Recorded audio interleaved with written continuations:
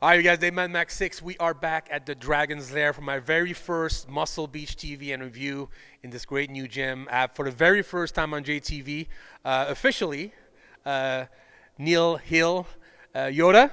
Very nice to have you on the show. Thanks, guys. I want to shout out to obviously Jay, yourself, and obviously everybody who takes the time to watch these amazing content from these gentlemen, guys. It's great for me to be here in the Dragon's Lair. I know that there are going to be so many people internationally which are going to be benefiting from this great facility, and I know myself, Jay, Flex, and all the team here looking forward to meeting all of you. What an intro. So I had the chance to have you on Zoom, on camera, when I visited Flex in Florida, but this is actually a real Muscle Beach TV interview. I'm so glad we get a chance to have you on. There's a lot I want to talk to you about, but I want to go back a little bit.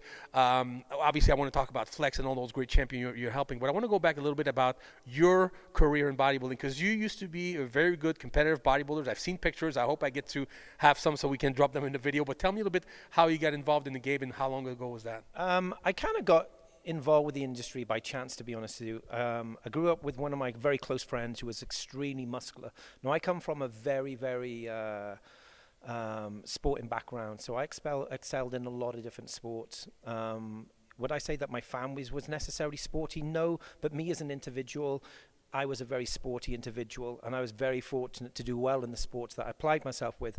But one of my friends who I grew up with, extremely muscular, I can always remember as kids, 6, 7, 8, 9, 10 years of age, when shorts and t-shirts used to come out, or shorts and vests come out in the summertime, I felt very complex next to him in the sense that I could see that he was a very muscular young boy at the time. And what happened is that I was a year older than him. I left school before him. When he left school, he went into the army. We would see each other from time to time when he was back on leave. And I remember seeing him one day. It was like, "Hey, Phil, how you doing? How you keeping?" "Yeah, I'm good, Neil. Where are you off?" "I'm off to the gym." It's like, "What?" "Yeah, I started bodybuilding." I thought, fuck, if he started bodybuilding, I've got to start bodybuilding. So how old are we talking about? I was 19 at the time. Okay. Yeah, I was 19 at the time. And I was very hyper responsive to training. I didn't realize that I was extremely thin and skinny as a kid, but I was very lean as a kid. But I swam internationally, so I played sport or active sport at a very high level. So just being very active, my fat levels are obviously very, very low. But very naive to bodybuilding. I did my first show after 12 weeks of training. Only 12 weeks of training. There was nothing on me. I was about 128 pounds on contest day. Didn't enjoy the experience of being on that stage, but I did enjoy the 12 weeks of getting to learn a little bit about weightlifting and weight training. Yeah, the journey. And then obviously from then it progressed. I turned pro in 2002, but from birth I had a hereditary knee issue. So my knee was not taut enough from birth because my ligaments weren't tight enough. So my knee used to float. My main competitive stroke as a swimmer was breaststroke. And if you think about breaststroke, it's a natural movement through your hips and your knees. So obviously many, many years of competitive sport, from swimming, rugby, football, and these other active sports, I already created a very inferior knee issue for myself, where I obviously had cartilage discretion taking place. And then obviously from there, with my weight training over a period of years, and obviously my knee became very unstable with a huge amount of wear and tear. I had an operation, laparoscopic surgery in 2003, but from the results it was very evident that my ability to train the way that I needed to, because muscle came pretty easy for me, to be honest with you, and I focused on my shape and my conditioning. I was never a big athlete. I was more like a Lila Barada type of athlete. He was he's the athlete which to me was my standout sort of motivational factor. I needed somebody that I could relate to, and he was the perfect role model for me in every way. And I do feel in the pro ranks I would have done extremely well. But the 202 class wasn't around at the time, and the 212 class wasn't around. So when I turned pro, I felt there was nowhere for me to go. I do believe that within probably 3 years of dedication, I could have got to a level with my physique to be competitive as an open class athlete, even though I'm very, very short. But I knew that my knee was not going to be able to take the load which was needed for me in the gym. So it wasn't for the fact of lack of want or love. I was devastated when I made that decision. And when I decided that I was going to stop competing, I stopped training for 6 years because I was kind of heartbroken. Yeah, I was very upset. And, the fact that, I wanted to follow my passion, which was my bodybuilding. Bodybuilding. Did I look at it as a career? No, I've always taken my bodybuilding as a hobby. And that's one thing that I really try to advocate into as many of my athletes as well, whether it's professionals or amateurs. Now, obviously, Jay and Flex will say, hey, when you're a professional athlete, you've got to look at it all as being a professional. But it's important that you find balance in life as well. So for me, if you always have that passion for your bodybuilding, to me, you're always going to be in love with what you do. And if you're in love with what you do, then everything else just follows suit in the right direction. And then when you have balance in your personal life, with your business life or work, family, I had 2 children. It was important for me to be able to make sure that I always stayed very stable with my feet. And I think that a lot of people find it very difficult to find balance. It becomes an obsession. An obsession in anything in life isn't necessarily a good thing, yes? And that's something that I instill with all my athletes. Find balance in your life and everything else will move forward. So, that's kind of a little bit of a brief. I love my days as an athlete. I didn't like being on stage because I didn't like the sense of being the center of attention. But I love the journey, the discipline, learning your body, competing against athletes, which inspired me. That to me was my... that was what really excited me about competing. And then obviously on the day of the show, that's probably, that's very different in itself. Yeah. Well, I love asking you a question. You can just fill in the time. But Neil, I wanted to ask you, you're one of the trainers and nutritionist and coach today that not only helps people with their diet, but also with their training. Where did you get all that knowledge, and where did you acquire it? Because it's rare to find both. A lot of bodybuilders today will have a nutritionist, they'll have a training coach. You do both, and it's not usual. So tell me a little bit where you start gathering all that knowledge, and who taught you? Did you have someone who actually helped you with all that stuff at the beginning? I wish I did, but I didn't. I came from a very small seaside village in the middle of nowhere. The internet obviously wasn't around back then. And when I brought the magazines like, Flex Magazine, Muscle and Fitness, everything about those magazines were really driven towards high intensity training. That was the very norm. But for me, I spoke about the fact that I was very genetically hyper responsive. So as soon as I ate and I trained, irrespective of what type of training, I grew. I wasn't necessarily a strong athlete by any means. And of course, I built strength up over a period of time, but it was never my driving force. Do you understand? Yeah. I was intelligent enough to realize that you don't have to be the strongest in the gym to have the best physique. But I was very prone for tendinitis.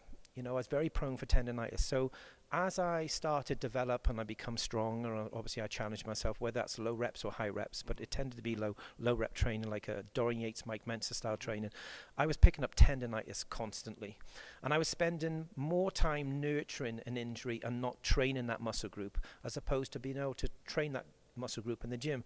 So it probably took me 2 or 3 years to realize I needed to do something different. Because, of course, you relate to people that you are inspired by. You look at the magazines. So you kind of follow the things that you feel are going to be right for you. But we're all very, very different, all completely different. So then I started to think to myself, right, okay, let me do this. I've got this tendinitis. It's extremely, sore, painful. Let me see if I can just concentrate on doing high reps. I know I'm going to lose some muscle tissue from doing high rep training, but maybe I will slow down the loss of muscle by creating some form of activation.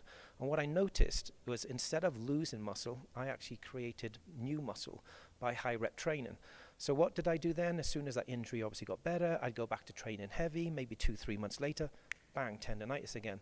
So then after a period of about 2 or 3 years, I thought, right, let me look about cycling my training, because it just made sense to me that if I go from high reps to lower reps over a period of time, then I potentially reduce the amount of load and stress, obviously on on my ligaments or tendons. And that's when I started to read a little bit and start to understand more about how the human body or how muscle fiber activation takes place. Because to me, I thought that muscle was just a muscle. I didn't realize that there was different muscle fibers in the human body. There was different sarcoplasmic environments taking place from training. And that probably took place when I was so I started playing around with my training when I was about 22, 23. And I developed my training style probably when I was about 24, 25, I would say, round about then. As far as the way that I trained. And what I found is that my injuries reduced dramatically, but my muscle growth increased dramatically at the same time. Everything just went hand in hand. I also understood that not everybody is the same. We're all very, very different. So it's taken me years and years and years to understand and get to know. But when you're working with so many different athletes and different individuals with different body types and different requirements and needs, and you're obviously tracking their progress and extracting that data, you have the blueprint then to manipulate a training style for each individual. And it really came from there. Yeah, it really came from there. Yeah, exactly. Data, yeah. Because it's okay to read all this information and, you know, learn from other people. I think it's really important, but you cannot put a price on hands-on experience. Yeah. You just simply can't. Yeah. And because of my athletes and clients are so diverse from one extreme to the complete polar opposite, it's always allowed me to really thrive off my passion, and that is bodybuilding still, and to see people go through their fitness journeys. You know, people associate me with elite athletes. I work with a lot of people which are not elite athletes, but I treat them as real athletes, because to me, irrespective what it is that you're searching to extract from your fitness ventures, if you're looking to be disciplined and you're looking to make progress and you see those progresses take place and you're applying yourself in the gym, whether you're training like a 7 times 212 Mr. Olympia, you know, athlete like Flex Lewis, or you're a transformation client who's very new to training, maybe a little bit shy, misunderstanding how they apply themselves, but you're looking to lose body fat, and over a period of maybe 12 to 14 weeks, you lose 30, 40 pounds of body fat. To me, you're an athlete, because you cannot get that level of change in your physique unless you're applying yourself. Now, some people will argue the fact, well, just because somebody loses 30 or 40 pounds, it doesn't mean they're an athlete. When they're training like an athlete and they're applying themselves as an athlete, I look at my clients as athletes. Yeah. I'm glad you talk about training, because a lot of time when we do interviews, people will talk about their nutrition. And granted, the diet is a huge part of how we look, obviously. But, you know, a lot of time when we talk about training, people say, well, just don't overcomplicate, just train. But not everybody will respond to the same thing, especially when you're a beginner, you'll respond to anything. Mm-hmm. But after, you know, a year or two, you start to tap out, you start to plateau. So I think it's important to figure out what kind of body you are, what kind of training do you respond to. So obviously you have to try new things. Because some people will say, you know, I'm really strong in the gym, I don't understand. This guy's taking 50 pounds less than what I do, and he looks completely different. Mm-hmm. So I'm glad that you actually talk about the training, how important it is to find what suits you best, right? Yeah, definitely. It is important. And for me, when I realized that, you know, I saw so much stimulus taking place with my clients over a period of time, and, you know, I suppose that I gained international recognition as a coach the same time as Flex gained international recognition as an athlete, because people had obviously saw and seen and were witnessing his level of performance on stage and the accolades that he was winning all around the world.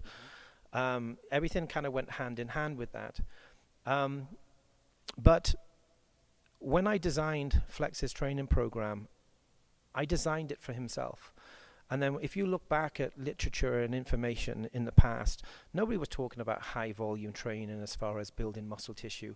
And then over a period of year, you know, maybe a period of time over the last 3, 4, 5 years, there's been new studies which have come out which has proven that high volume training can produce or can obviously create new muscle fiber activation or create more muscle tissue. I've been saying this for probably 30 years, except I never had the ability to prove this in science. But one thing I did have is the understanding that if we create a positive environment on our body to force our bodies to adapt and create some form of progressive overload, we're potentially going to see benefits. And it's great to see that now there is so much great information out there, but there's also just as much bad information. Yeah, I was going to say, it's not always good to have such a, because it's hard to decipher what's good from what's bad. Yeah, there's too much almost. Yeah, and I'm somebody who likes to learn and I want to learn, but I'm also somebody who's just very grounded and I think very logically before I speak. You know, there seems to be farces which go around all the time. Also, all of a sudden, there's somebody's using a fucking band, and somebody's using this, and somebody's using that, and all of a sudden, high rep training is a new thing, and people talk about hypertrophy and progressive overload. This has been around forever. It just seems that people are trying to jump on the bandwagon, repackage it, and all of a sudden, let's give it another 12 months, there will be something else. And in most cases, it's bullshit, to be honest with you. But it's just being smart, and it's being intelligent, and it's being open-minded. When you look at training, it should also go hand in hand with your nutritional requirements. So it's not just about manipulating your training. You need to make sure that your key macronutrients, vitamins, minerals, all the essential elements for building and preserving and building muscle tissue go hand in hand with your training stimulus as well. Yes. Yeah, and people just think it's just about training or it's just about eating. No, it has to work in synergy. It's a package deal. And for me, it wasn't about why do I coach my athletes on all aspects of, supplementation, nutrition, hydration, rest, recovery, training. It's not because I am obsessive.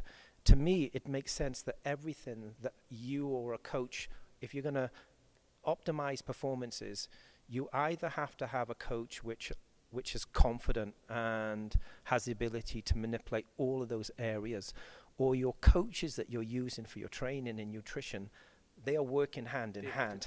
They have to talk, because if they're not talking, then the communication of their changes are not going to see the changes that you want to. So, yeah, that's pretty much it. Yeah, talk to me a little bit about your relationship with Flex. So he met you when he was just a kid, and I really have a lot of respect for the fact that you guys have stayed together all this time.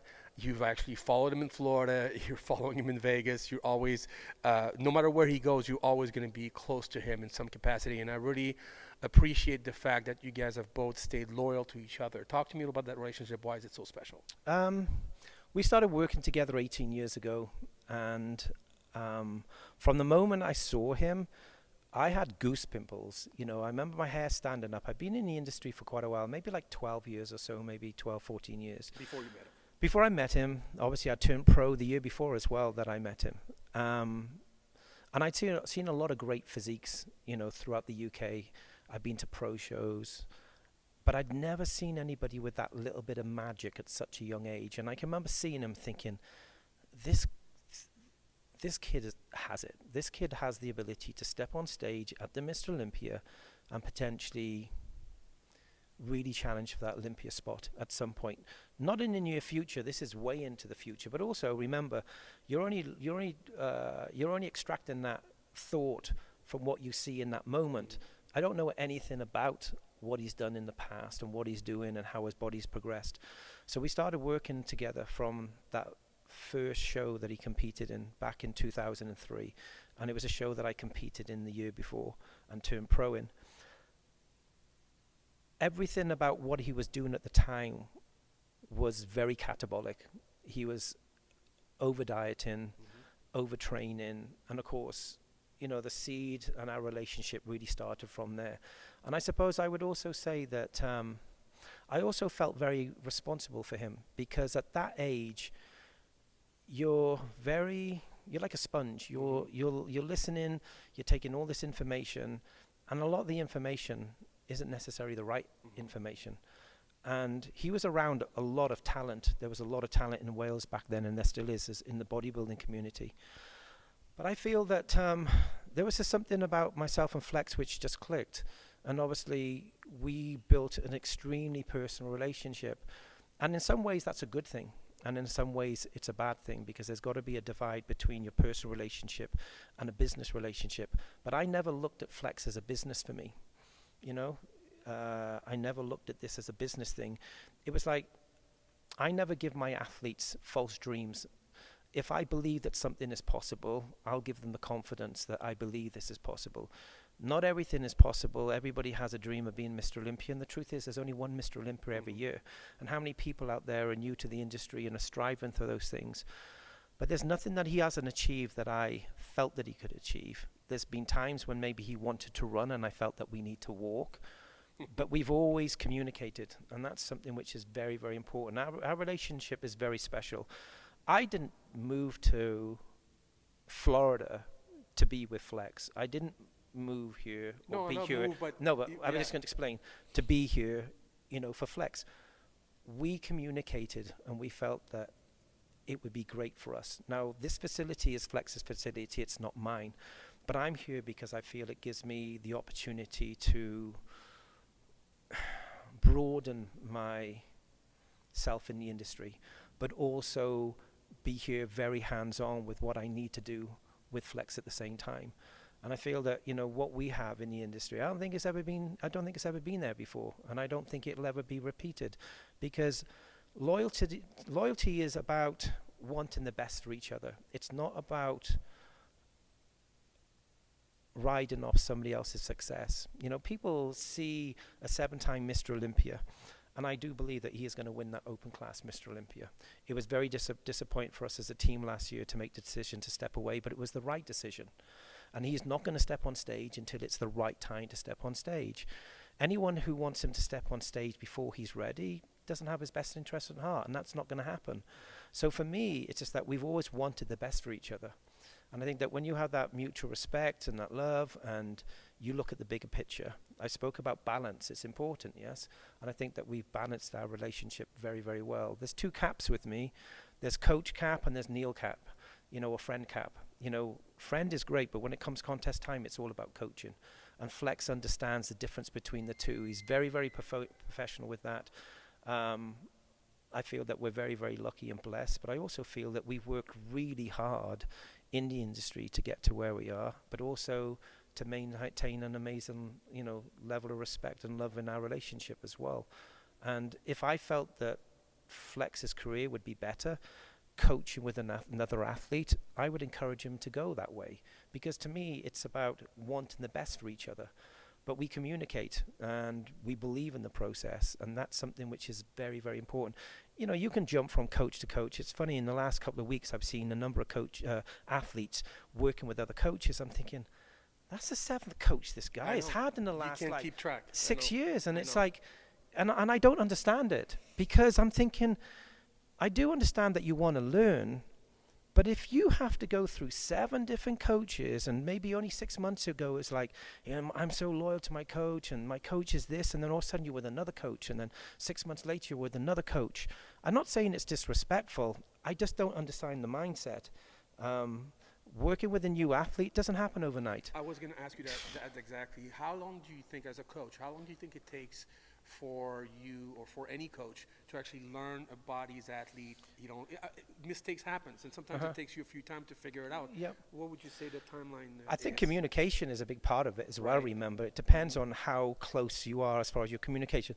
Listen, you could live in different countries. That has no difference in your success as an athlete and coach.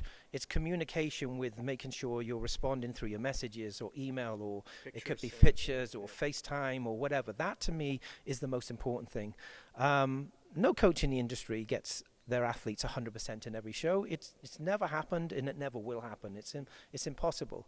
But I would say that your communication is the biggest part of coaching success an athlete, making sure the athlete is following what he's supposed to be doing, because, you know, that's something, because an athlete's never going to put his hand up and say, actually, do you know what, I've actually not been following the plan at all. I have been making these changes and then those changes.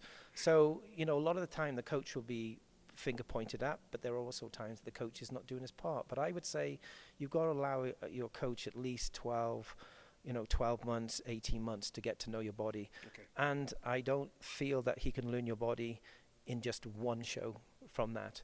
You know, there could be, I remember the first show that me and William did together, it was the Australian Grand Prix.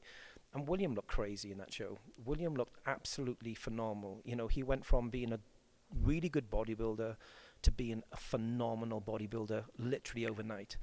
And I felt that there were a lot of changes which took place for the better with us working together as coach and athlete.